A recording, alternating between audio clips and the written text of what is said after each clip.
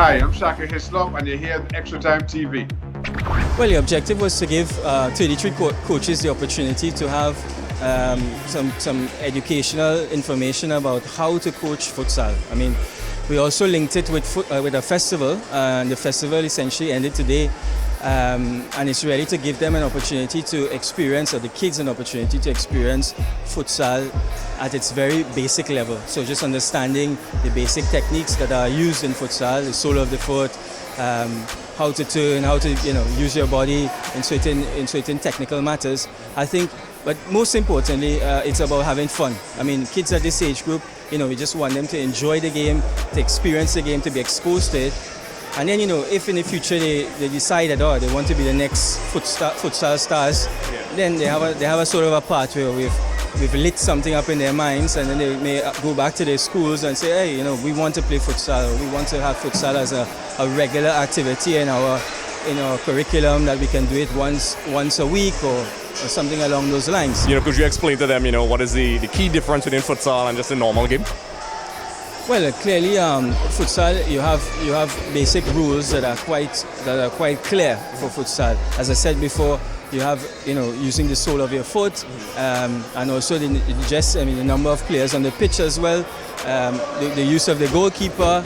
The pass back, double pass back. So there are a lot of technical rules that are quite different that you have to understand in order to play it at the right level. If you're talking about trying to play at a competitive level, these basic rules have to be understood not only by the players but by the coaches to be able to play the game at the right level. In futsal, the goalkeeper, essentially, you can call your goalkeeper almost a pivot, because the goalkeeper is essential to scoring goals. He plays in a power play situation where he adds another player to the attack. So there are these different rules that can be implemented, but if they're implemented correctly, there can be advantages. And so those specific rules are the main ones that make the game so much more different from small goal or even regular football.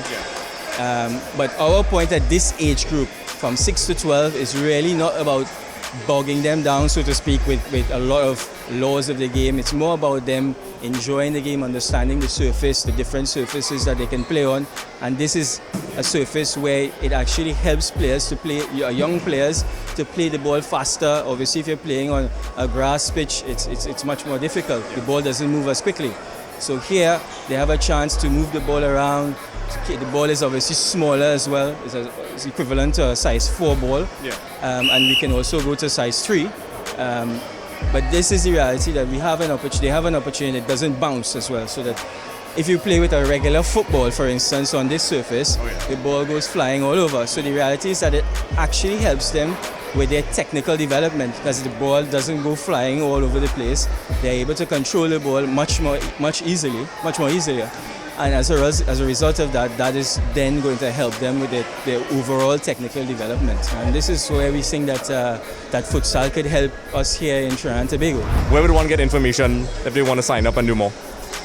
Well, yes, definitely. This course is part of a course that we do. We offer to all our member associations, all our 211 member associations. Again, this one was a basic course together with a festival. And the member associations can apply to us directly. In this case, would be the TTFA, and we offer it, and we tailor make the courses essentially to fit the reality of what's going on here. And we recognize that Trinidad is still in its formative stages of futsal. As I said, I attended the Youth Olympics in Argentina, and I saw the girls play, and I saw a lot of talented players like Prince and a few of them that were playing, and I saw the technical ability of those players, and the fact that now I think a few of them gone on to play in the US on scholarships. But the reality is that we think that this is just an opportunity that we've planted here in Trinidad, and we hope that looking into the future, the various stakeholders can see this as a great opportunity and realize that there is a gap in terms of futsal development. It could be, as I said before, I think there are a lot of primary schools that probably they don't have a lot of activities in general. And I think the advantage of futsal is that most schools have an obligation to have a multi-purpose facility, whether it's on the school premises or quite nearby. Yeah. So I think this helps a lot. Just to end things off, do you have any messages for people out there who would be, interested or from the futsal community, to the viewers out there?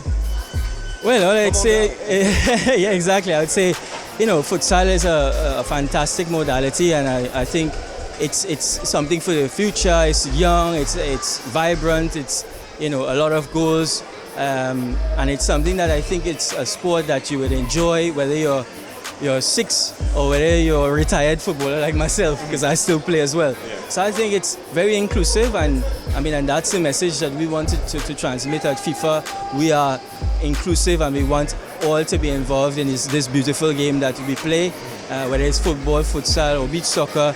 It's part of the family, and I would encourage everyone to learn about the game, understand the rules, understand the specificities of it, and really see how we can develop the sport locally, and obviously that will then have a knock-on effect on our football on the whole, and that's what we want to do.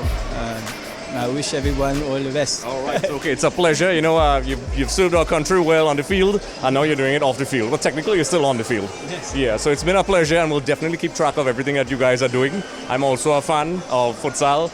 I play moderately well. I won't toot my own horn. So it's been a pleasure, and thanks for joining us. Thanks very much. Thanks for watching. If you want to check out more, look at this video, and don't forget to click the subscribe button, because when you do, one of your enemies will be destroyed.